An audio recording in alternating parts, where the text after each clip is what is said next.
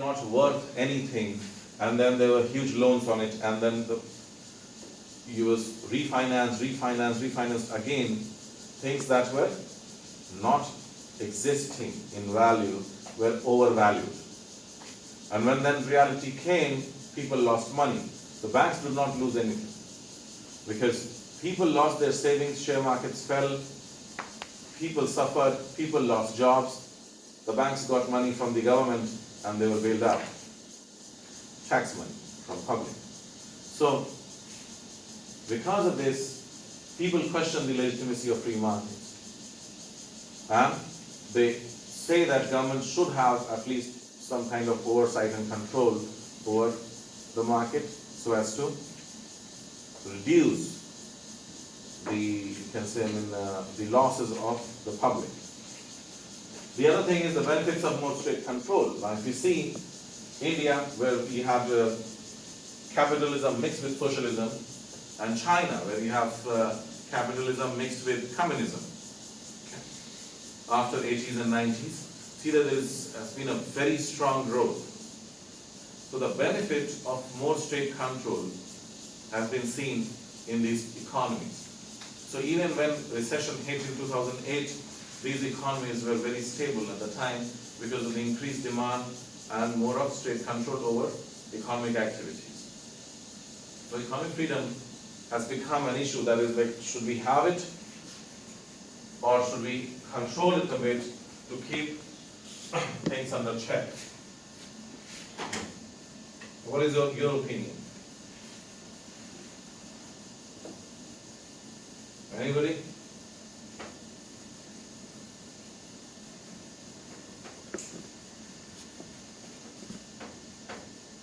Should have full economic freedom? Should have full state control? Like North Korea? No. Okay. Somewhere in the middle, right? Or not in the middle. I mean, like personally, I feel that it should be around 80-20. Have free markets but controlled. Because capitalism is very natural. We are greedy and we like making money. So capitalism comes naturally. That's why communism doesn't work. So in that case, but you should have some state control. Otherwise, I mean, anyway, the companies are going to cheat us, but we can limit that. Okay, standards of living, GDP per capita. Now, you know what's GDP? Gross domestic product. Okay. It's the summation of all the goods and services produced in a country. Now, GDP per capita means GDP of the country divided by its population. GDP per capita adjusted for purchasing power parity gets too complicated. Now, what is purchasing power parity? Anybody? No idea? Okay. Now, purchasing power parity compares the cost of living. Different places in the world. Now, how much can you buy for the same amount of money? So, maybe in Taiwan, if I spend $1, US dollar, I get one burger. In my country, I can get two. In some other country, I may get half. In another country, 1/4 only. That's purchasing power parity.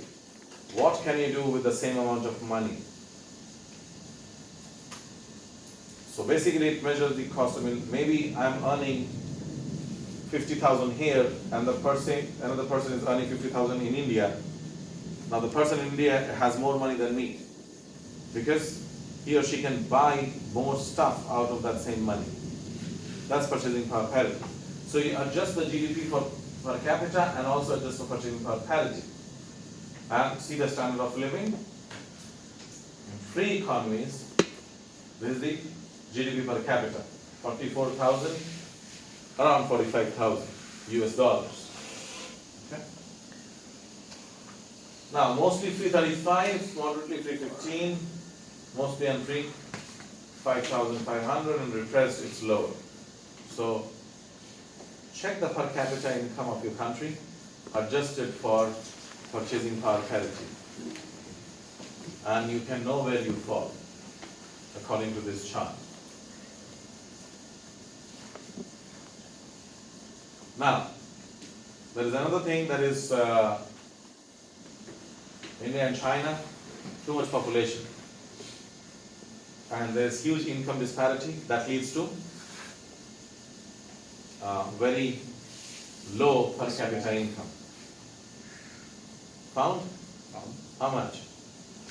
3,800. 3,800. Below. What's Indonesia's population? 260. 80 million. 280 million. Not that high. Compared to like India, 1,200 million. So, yeah. 1.2 billion is 1,200 million, right? 1,200 million. And China is even more.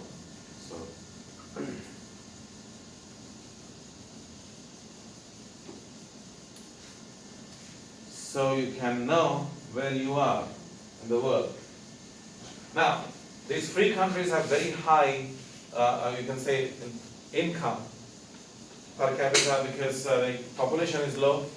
But still, you have to think about that. Things are very expensive in these countries. Still very high.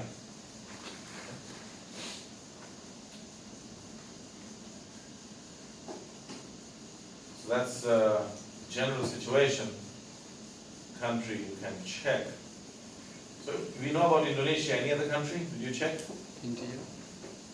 India, I don't know. Should be around 5,000. That's my guess. 2,000. 2,000 India. No, I'm saying around 5,000. I'm not sure. Can you check? Vietnam? You have a lot of control by the government, right? It's a single party system. So it would take time. You have high economic growth, but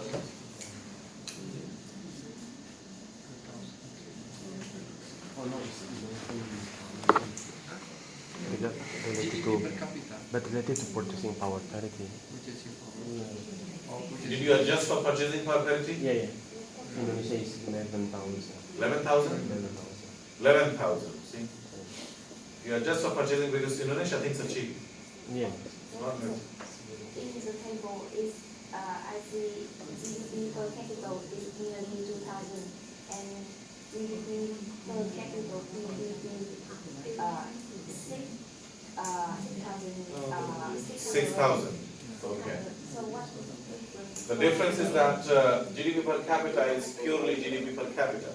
Adjusted for PPP means that you're accounting for the cost of living, which is low. So technically, it's not only 2,000, it can be more because you can buy more things in the same amount of money. How much for India?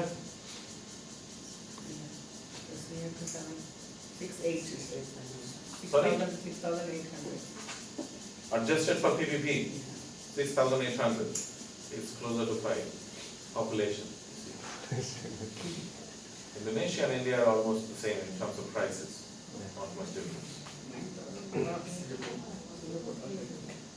Hong Kong, how much?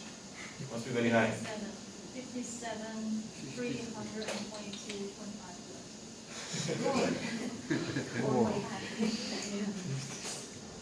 It's higher than the chart. Wow. 57. Absolutely free. So you can get an idea of what the situation is in different countries. Okay, so standard of living, that's how much money people have and how much they earn. Now, you might think that the size of the economy may give you a very good picture, but you see, the economy may be huge. Like for example, the Indian economy is one of the biggest in the world, in top 10. Sometimes it comes to top 5 also. But it doesn't, people do not have money because GDP, maybe the richest people have a lot of money and the economy is doing well because these people have are producing and earning a lot. But other people are not. So that's why, I mean, when you account for per capita, then GDP falls. When you adjust for purchasing power parity, it might increase a bit, but still it will remain very low. Because the overall economy is doing very well, but people do not have money. Okay? Okay, then let's take a break and we continue the rest of the chapter.